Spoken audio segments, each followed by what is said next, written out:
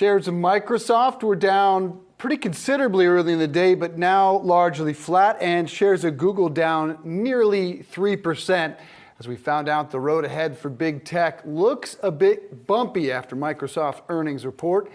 But Microsoft may have the decided advantage right around the next corner. The company betting $10 billion big on OpenAI and specifically ChatGPT. CEO Satya Nadella is saying its impact will be, quote, at the magnitude of the personal computer, the internet, mobile devices, and the cloud. Sinan Aral is the director of the MIT Initiative on the Digital Economy and the author of The Hype Machine. Nice to see you, sir. How considerable do you think that advantage will be for Microsoft? Well, I think time will tell, but I think it's an excellent bet. $1 billion to start, $10 billion to follow on in the investment. And as we have seen recently, it has Google shook a little bit, calling a code red, calling big names back to the company to talk about it, to think about strategy. And there's a good reason for that. ChatGPT is potentially an existential threat to Google's business because Google relies 60% of its revenue on search, and ChatGPT offers an alternative to search, which is a one-stop question answering shop powered by AI. Microsoft has been struggling to compete on search with Bing, although they've been doing better over the years, but this could change the game of search entirely, which is core to Google's business. So, Sinan, if you were talking to Google right now, Google's trying to figure out how to get that edge back, considering this massive threat from ChatGPT. What should they do? I think there has to be a combination of investments in external players as well as internal investments to refocus and streamline their approach to AI. Obviously, Google is no slouch in AI. They have some of the smartest minds in deep learning, machine learning, and statistical modeling. However, their applications of AI have not been competitive with things like ChatGPT. And if you think about ChatGPT and generation or generative models more broadly, we're talking about text and images and even computer code that can be generated by machine learning technologies. And after GPT-3, there will be 4, 5. Imagine what GPT-10 looks like. You could see it replacing all sorts of functions in tech, and that's why it's such an existential threat. Investments externally, investments internally, streamlining and focusing the approach to AI inside Google. Going to transform just about every industry, including education. ChatGPT passed the U.S. medical licensing exam, the bar exam, and got a B on a Wharton MBA paper. You, as an MIT professor, how is it going to transform the entire educational practice? I think it is extremely disruptive, but potentially in a good way, in that we have to learn to teach differently. We have to learn to race with machines instead of against them, to use the words of Eric Brynjolfsson and Andrew McAfee. And the New York City public schools were trying to ban the use of these types of language models.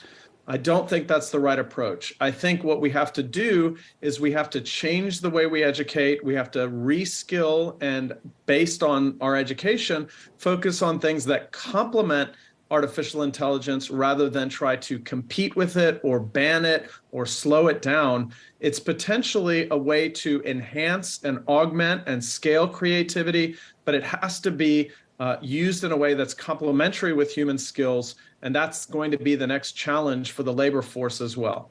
Sinan, talk about real quick just the flip side of it, because there still is, there certainly is a lot of fear out there just about what this could do, not only to the education system, what it could do for jobs and the broad implications of this technology.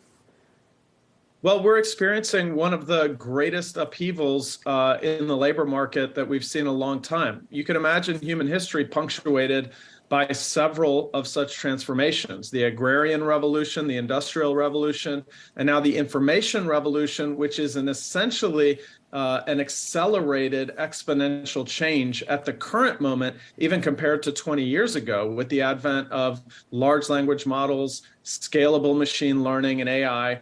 That is the story of our time with regard to the economy, and it will displace jobs. It will create what's known to economists as skill-biased technical change that favors some skills and complements some skills and substitutes for or competes with other skills. And every time in human history that we have experienced something like this, we've had to reskill and change our focus on what humans did and what machines did in order to create complementarities and increase welfare across the board. And that's what we are challenged with doing today as companies, as policymakers, and as workers.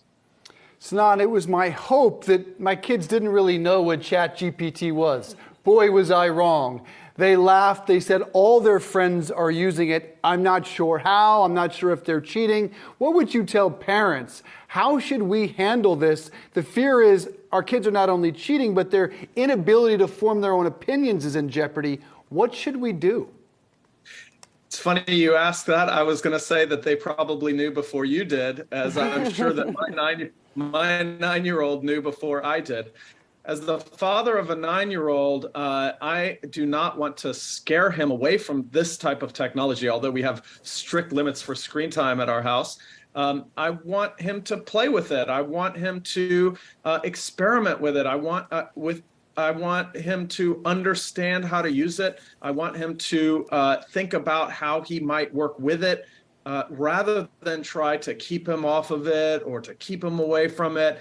We have to learn how to use complementary technologies like this to aid us, extend our creativity, to scale human thought.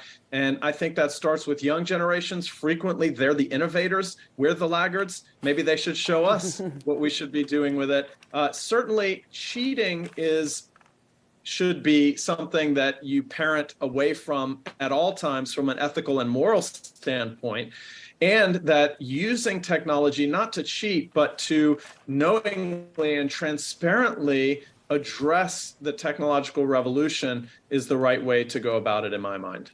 There's some great tips there. And Sinan, my kids are a little bit too young, but I will keep a lot of that advice in mind in the coming years. Sinan, Aral, thanks so much.